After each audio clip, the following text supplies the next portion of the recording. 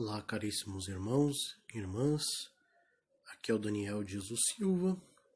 Estou gravando este áudio para nosso querido grupo Bizantino Melquita São João Crisóstomo.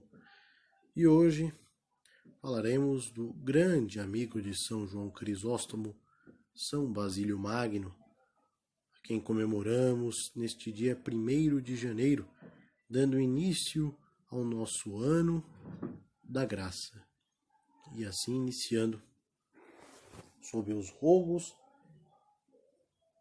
e memória deste grande homem de Deus. São Basílio Magno, bispo, confessor e doutor da Igreja, recebeu o título de pai dos monges do Oriente depois de Santo Antônio Grande, Santo Antônio do Deserto. Por quê? São Basílio Magno, depois de Santo Antônio o Grande e São Pacômio, foi responsável por criar aquilo que seria depois formalmente entendido como regra monástica. Então, nos seus escritos denominados Asceticum, depois serviria de base para as chamadas ordens monásticas ou regras monásticas. Uma série de exortações e ensinamentos baseados na Sagrada Escritura para que o monge pudesse cumprir. São Basílio buscou com grande empenho a vida ascética monástica, mas introduziu um misto de vida contemplativa com a vida comunitária. Por isso, São Basílio é lembrado como um grande marco na história do monaquismo oriental. Esta seria a outra personalidade do grande bispo e hierarca, a personalidade de monge, asceta, contemplativo e comunitário. São Basílio é natural de Cesareia da Capadócia, na Ásia Menor. Era de uma família de santos. Sua avó paterna foi Santa Macrina a Velha, ou também chamada Antiga, que confessou a fé em Jesus Cristo durante a perseguição de Maximiano Galério. Seus pais foram Basílio o Velho e Santa Emília, filha de um mártir. De seus 9 irmãos, mais 3 foram elevados à honra dos altares: Santa Macrina, a jovem, São Gregório de Nissa e São Pedro de Sebaste. Um destaque aos 2 que foram considerados, junto com o próprio São Basílio, do grupo renomado dos Padres Capadócios, com destaque ainda maior a seu irmão conhecido São Gregório de Nissa, grande escritor das mais variadas temáticas místicas da vida cristã. Basílio, seu irmão Gregório de Nissa e seu amigo Gregório de Nazianzo formam o trio chamado Os 3 Padres Capadócios. Basílio nasceu em Cesareia no final do ano de 329. Seu pai era advogado e professor. Vinha de uma família rica e considerada latifundiária da região do Ponto, atual Turquia. Sua mãe era de família nobre da Capadócia. Ele foi entregue aos cuidados da avó Macrina para a primeira educação. Afirmará ele depois: nunca mais ouvirei as fortes impressões que faziam a minha alma ainda tenra as palavras e os exemplos dessa santa mulher, isso se referindo a Santa Macrina a Velha. Para defender-se da acusação de heterodoxia, ele irá afirmar: jamais trai a fé, como a recebi ainda menino sobre os joelhos de minha avó Macrina, Assim a prego e assim a ensinarei até o meu último alento. Então aqui São Basílio deixa claro que a semente da fé ele recebeu primeiramente de sua avó, Santa Macrina, a velha ou a antiga. São Basílio estudou inicialmente com o pai, depois em Cesareia, Constantinopla e Atenas. Nas duas últimas teve como condiscípulo São Gregório de Nazianzo, a quem se uniu com estreita amizade e a quem devemos muitos dados de sua vida. São Gregório atesta no panegírico de seu amigo: ambos tínhamos as mesmas aspirações, íamos atrás do mesmo tesouro, a virtude. Só conhecíamos dois caminhos, o da igreja e o das escolas públicas. Não tínhamos nenhuma ligação com os estudantes, que se mostravam grosseiros, imprudentes ou desprezavam a religião, e evitávamos os que tinham conversas que poderiam nos ser prejudiciais, tolas. Tínhamos-nos persuadido de que era ilusão mesclar-se com os pecadores sob pretexto de procurar convertê-los, e deveríamos temer sempre que nos comunicassem seu veneno. Nossa santificação era nosso grande objetivo, e o de sermos chamados e sermos efetivamente cristãos. Nisso fazíamos consistir toda a nossa glória. Aqui é São Gregório Nazianzeno, ele que foi um grande amigo, conheceu São Basílio já na juventude, nos estudos, em sua formação, e os dois tinham uma inclinação muito forte à vida contemplativa, à vida monástica, à vida solitária, ao encontro de Deus. E essas aspirações ascéticas serão também a grande motivação da aproximação entre os dois já desde jovens. Em Cesareia passou por uma conversão. Embora tivesse sempre levado vida muito regular, procurando sempre a vontade de Deus, os aplausos e louvores que recebia eram tantos que, segundo seu irmão Gregório de Nissa, isso deixou traços de mundanismo e autossuficiência no jovem professor, que sentiu a vertigem da vanglória. Mas em casa, vendo o exemplo de sua irmã Macrina, que levava a vida austera de virgem consagrada, impressionou-se. Aqui vale destacar que sua irmã Macrina, a jovem,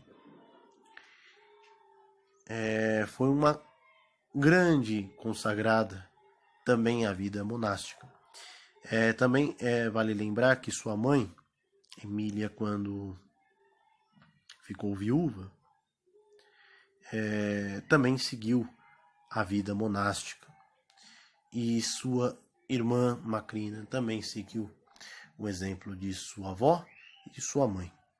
Também se dedicou à vida monástica, tendo grande sucesso na busca radical por Deus.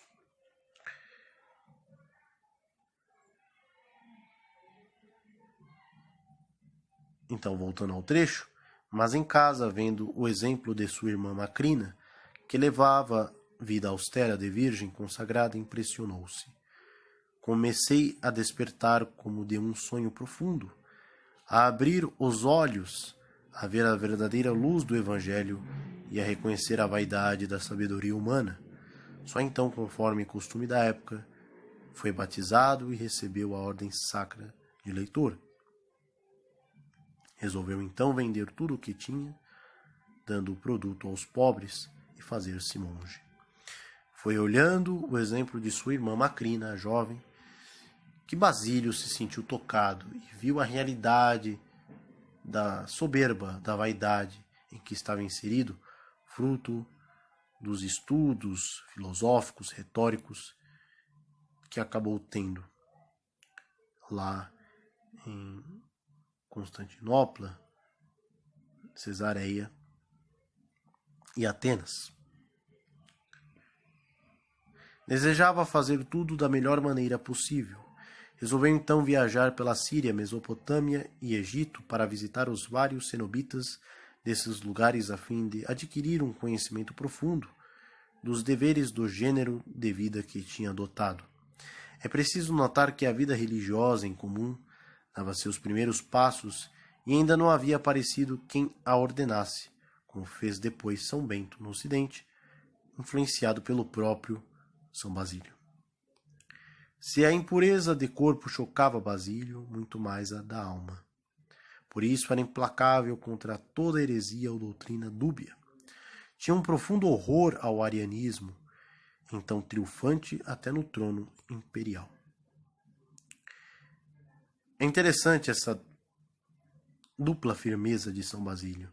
Ao mesmo tempo que se dedicava a um amplo estudo intelectual das coisas de Deus, para se preparar contra as heresias, também era um homem de total ascese, tendo essa dupla personalidade do grande doutor e do grande asceta.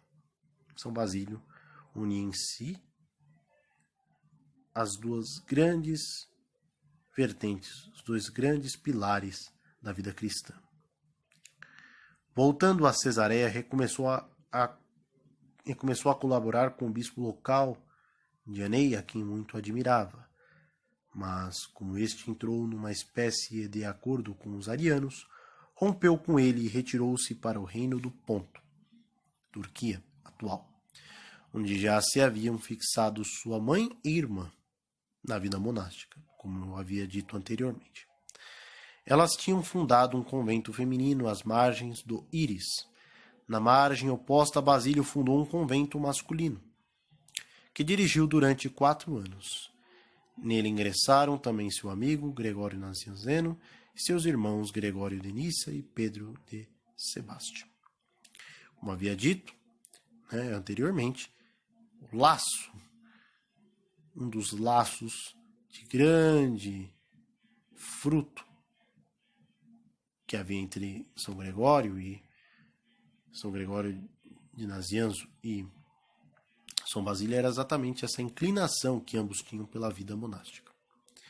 O governo que Basílio exercia no mosteiro era muito suave, todo ele de exemplo mais do que de palavras. Sua doçura e paciência eram a toda prova. Os monges levantavam-se antes do despontar do dia para louvar a Deus com a oração e os cantos de salmos, a salmodia. Liam os livros sagrados e alternavam a oração com o estudo, dedicando-se nos tempos livres ao trabalho manual. De quando em quando, Basílio os reunia para ouvir suas dúvidas ou propostas e os orientava no caminho da perfeição. Surgiu assim sua obra, Regras Maiores e Menores, Suma de Catequese Monacal, indispensável no desenvolvimento da vida cenobítica. Isso é o que eu disse lá no início, os ascéticos. Graças a São Basílio Magno, a vida em comunidade iria afinal firmar-se no cristianismo, dando base ao movimento monacal que forjou depois a Idade Média. Se São Basílio não criou o monaquismo oriental, infundiu-lhe uma vida nova, quando se achava ameaçado de um grande perigo, de tornar-se uma sociedade de trabalhadores que rezam ou de rezadores que se matam à força de penitências. Em todo caso, ficou ele conhecido como o pai do monasticismo do Oriente, como São Bento o é do Oriente. Só para situarmos melhor neste contexto, nós tivemos Santo Antônio, Santo Antão, e depois temos São Pacômio. Não podemos esquecer também do exemplo primordial de São Paulo de Tebas. Mas até então, com esses dois primeiros, São Paulo de Tebas e Santo Antônio Grande, a vida era muito baseada no eremitério, naquela vida solitária. Com São Pacômio, isso evolui a vida cenobítica, mas ainda não era tão formalizada, tão organizada. E principalmente depois, numa fase tardia do monasticismo, no monaquismo egípcio, essa vida cenobítica acaba sofrendo uma crise, uma certa decadência, e acaba se desorganizando e não se firmando totalmente. São Basílio se encaixa naquela geração que vai se iniciar, que seria a geração dos monges ali do Oriente Médio, mais para a Palestina, Ásia Menor e Mesopotâmia. E aí São Basílio vai firmar, né, o estilo de vida cenobítica e vai dar uma vitalidade a este monaquismo que estava correndo sério risco de desaparecer, ou, se não desaparecesse, cair numa forte crise de decadência. Continuando. Em 370, ficando vacante a diocese, o povo de Cesareia escolheu Basílio para preenchê-la. A notícia dessa escolha provocou uma satisfação extraordinária em Santo Atanásio, e ele anunciou a partir daí as vitórias que São Basílio alcançaria sobre a heresia reinante, isto é, o arianismo. Com efeito, protegidos pelo imperador, uma minoria de bispos sufragâneos de Basílio, adeptos do arianismo, deram-lhe muito trabalho. Mas com anos de tacto, temperando sua correção com a consideração e sua gentileza com a firmeza, no dizer de São Gregório Nazianzeno, conseguiu vencer seus oponentes. Para socorrer as misérias materiais de uma cidade grande como Cesareia, Basílio nela fundou em grande terreno que lhe fora dado pelo imperador uma verdadeira cidade da caridade que passou a ser conhecida como Basilíada. De São Gregório que essa obra pode ser contada entre as maravilhas do mundo, tal é o grande número de pobres e de doentes que ali são recebidos, tanto são admiráveis a ordem e o asseio com os quais trata-se das diversas necessidades dos infelizes. O conjunto tinha hospital, albergue e escola para jovens. Homens e mulheres tinham pavilhões separados. Amplos jardins os dividiam e no centro estava espaçosa a igreja. E é interessante também que Basílio vai dar também esta função aos monges, uma função mais integrada à sociedade. E com São Basílio que o monge vai passar a ter contato com a sociedade, não só para dar conselhos, mas também para ter um trabalho mais ativo de caridade, para ser uma peça ativa no desenvolvimento, né, e na ajuda aos pobres e oprimidos, das mais diversas formas. O imperador Valente era de um temperamento muito violento e, para evitar um choque na execução dos decretos de exílio dos bispos católicos, quis ele mesmo visitar as várias cidades do império, mas em Cesareia, dada a grande personalidade de Basílio, quis preparar o terreno. Mandou então que alguns bispos arianos fossem conversar com Basílio, para ver se conseguiam levá-lo a aderir à heresia. Este não só não quis ouvi-lo, mas os excomungou. O prefeito Modesto chamou então o bispo recalcitrante. Com boas palavras, tentou induzi-lo a aceitar a heresia ariana.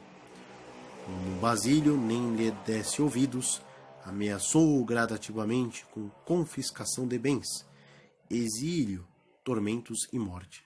São Gregório, que estava presente, descreve a cena. Ameaçai-me de qualquer outra coisa, porque nada disso me impressiona, respondeu-lhe Basílio. O que dizes? Aquele que nada tem está acoberto do confisco. Não tenho senão alguns livros e os trapos que visto. Imagino que não sois zeloso de mos tirar. Quanto ao exílio, não vos será fácil condenar-me. É o céu e não o país em que habito que eu considero minha pátria. Eu temo pouco os tormentos. Meu corpo está num tal estado de magreza e de fraqueza que não poderá sofrer por muito tempo. O primeiro golpe terminará minha vida e minhas penas. Temo ainda menos a morte, que me parece um favor. Ela me reunirá mais cedo ao meu Criador, por quem somente vivo. Isso é São Basílio falando ao imperador Ariano e, de certa forma, dando sinal, prova de que ele estava já em total renúncia, em total desprendimento, e que qualquer coisa que o imperador fizesse para o afrontar e para, de certa forma, o chantagear, não bastaria, porque nada daquilo o abalaria na sua fé e na sua perseverança a Deus.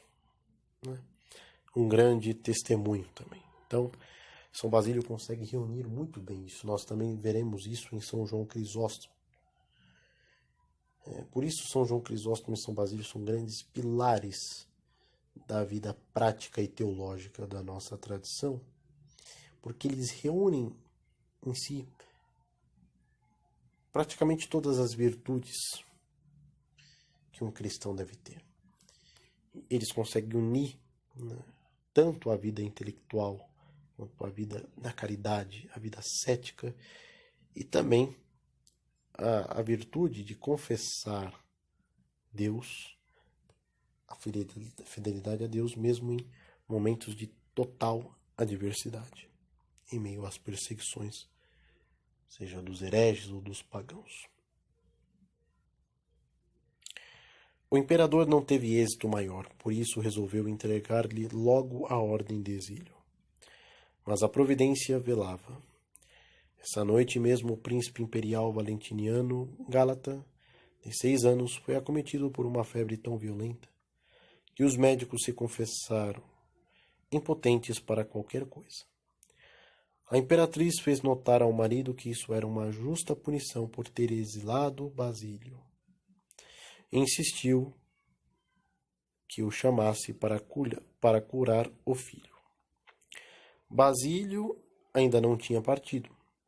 Mal chegou ao palácio, o menino começou a melhorar. Afirmou ao imperador que o menino sararia, contanto que ele prometesse educá-lo na verdadeira religião, isto é, na fé católica intacta de qualquer heresia, especialmente a ariana. A condição tendo sido aceita, o bispo rezou junto ao leito do menino, que ficou instantaneamente curado. Entretanto, pressionado pelos bispos arianos, Valente não manteve sua palavra. Pelo contrário, fez batizar logo o menino por um dos bispos hereges. O menino, então, teve uma imediata recaída e morreu pouco tempo depois.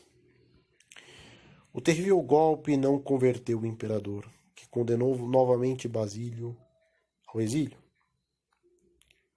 Quando lhe trouxeram a ordem para assinar, a haste de bambu que lhe servia de caneta quebrou-se em sua mão. Outra haste foi trazida e teve o mesmo fim. Uma terceira haste também quebrou-se. Quando Valente fez vir uma quarta, seu braço foi tomado de tremor e deu uma agitação extraordinária. Apavorado, ele rasgou a ordem e deixou o arcebispo em paz. São Basílio, declarado magno, isto é, grande, doutor da Igreja, faleceu no dia 1º de janeiro do ano de 379.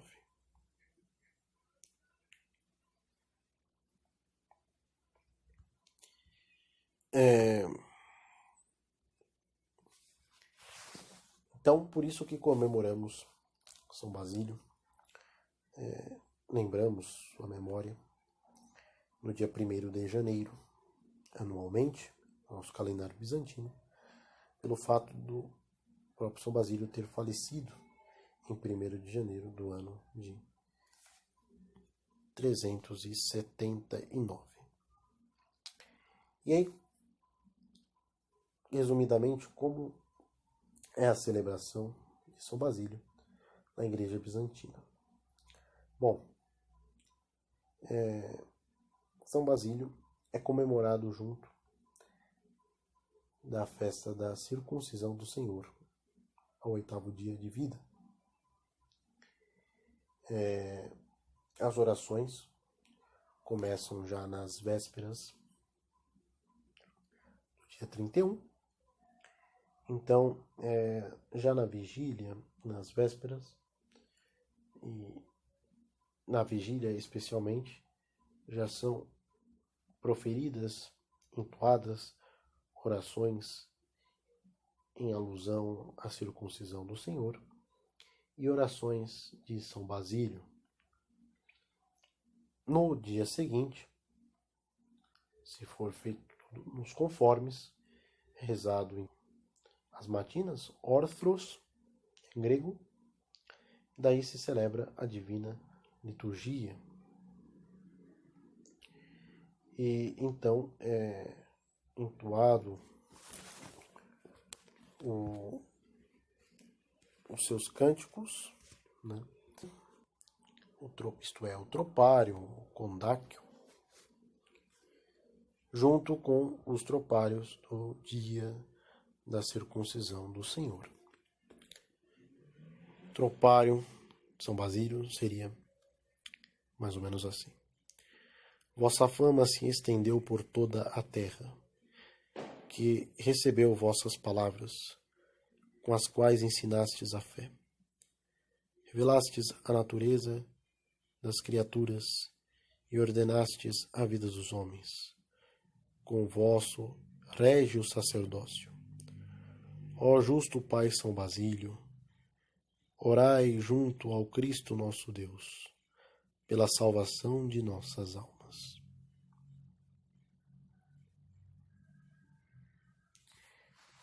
Então, junto na memória da circuncisão do Senhor, lembramos São Basílio Magno. E detalhe também importante, idealmente se celebra a liturgia de São Basílio. É uma das 10 ocasiões durante o ano em que se celebra a liturgia de São Basílio e não a liturgia de São João Crisóstomo. O rito bizantino, ele é idealmente, geralmente, né, numa descrição mais básica e mais sucinta, formado por 3 divinas liturgias. A divina liturgia de São João Crisóstomo, que é a mais usada, seria, digamos assim, a forma ordinária. A divina liturgia de São Tiago, irmão do Senhor, celebrada em poucos locais, como na Igreja de Jerusalém, em ocasião da festividade do Santo Apóstolo, e a liturgia de São Basílio Magno, celebrada no dia 1º de janeiro, seu dia de memória, e também durante a Quaresma, durante os domingos da Quaresma. Ela é uma liturgia muito parecida com a liturgia de São João Crisóstomo, porém mais longa, até porque São João Crisóstomo, ao criar a sua divina liturgia, ele se baseia na deixada por São Basílio Magno, fazendo algumas modificações, inclusive resumindo-a mais. A liturgia de São Basílio se caracteriza por ser uma liturgia mais longa. Então seria isso de importante para destacarmos. Então, para recapitularmos, a comemoração de São Basílio na Igreja Bizantina é baseada nisso. Ele é comemorado junto com a circuncisão do Senhor, já desde o dia 31, lembrando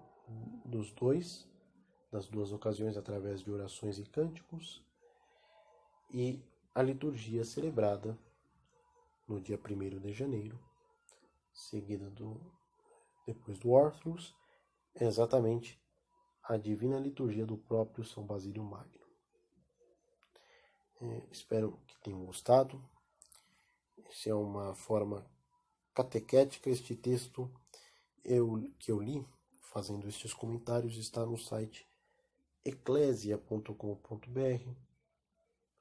É um site muito bom, muito completo, e algumas partes eu adicionei e alguns comentários, porque o texto é muito bom e de uma forma muito sucinta resume a vida deste grande santo e homem de Deus, a quem devemos ter uma consideração muito grande e uma gratidão muito grande, porque São Basílio, além de seus grandes escritos, principalmente sobre o Espírito Santo, falando da divindade do Espírito Santo, foi também um homem completo em todos os sentidos. Então, para nós é muito caro a memória, muito cara a memória deste grande homem de Deus. Fiquem todos com Deus e um feliz e santo ano novo a todos nós. Pelas orações da Santa Mãe de Deus, ó Salvador, salvai-nos. Amém. Até uma próxima.